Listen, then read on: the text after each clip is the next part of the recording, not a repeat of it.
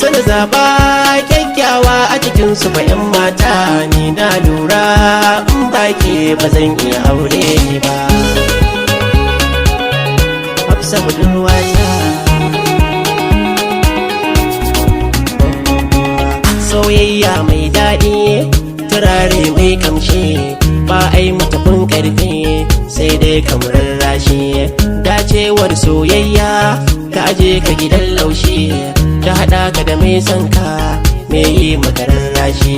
Ni ma na dace wadda na so tana rarrashi na, komai zan so tana son sa ba dace komai ba. Hafsa budurwata,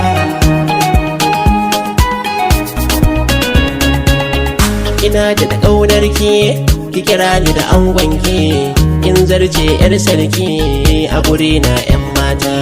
Ke ce mai haskawa suna tashi ki takawa, a cikin duka 'yan mata ke ce zan bibita. Ke ce tawa ni ne na ki ba mai kushewa, in ba sanda ɗan fillo ba zai iya kiwo ba. Hafsa budurwata, kina so na san kina yi ba wasan, kowa a gari an san ke ce fa budurwata. Na yarda da ke nima shi safa nake himma, sakon so na furta a gare ki budurwata. Ni na yarda soyayyar ki ba mai canza ni, inda ke ce ni na san ba zan rasa komai ba.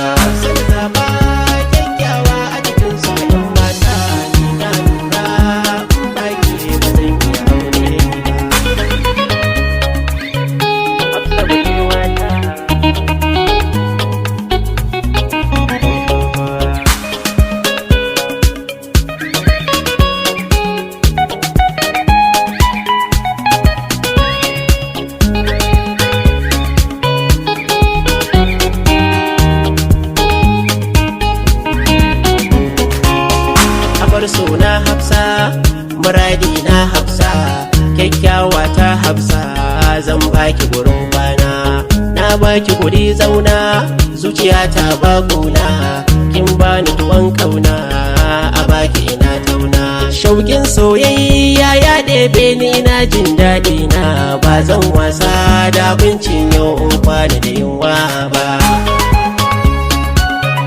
Hafsa budurwata,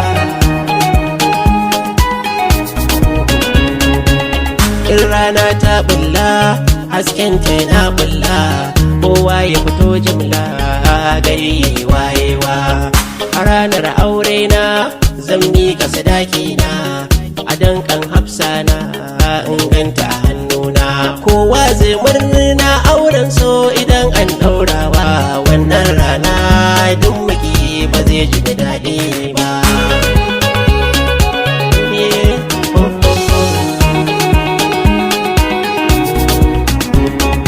Hafsa na zaba kyakkyawa a cikin su fa 'yan mata, ni na lura in baki ba zan iya aure ba. Hafsa budurwata.